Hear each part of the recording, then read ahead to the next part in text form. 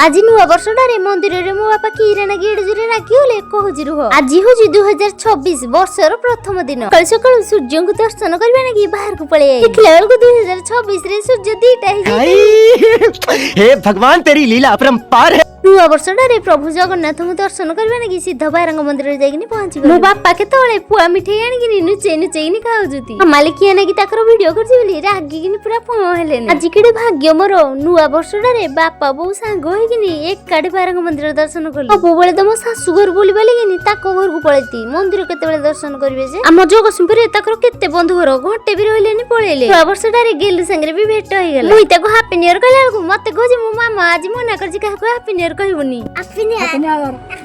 समस्तंको happy new year समस्तंको happy new year happy new year happy new year समस्तंको आज नूतन वर्षर अभिनंदन जी हम घरे सादा बिरियानी संगे एते सब वेराइटी बनाई देला कोन को घरे आज नुआ वर्ष रे की रे बनाई देला कमेंट रे निहाती जणेबे रहूजी जय जगन्नाथ।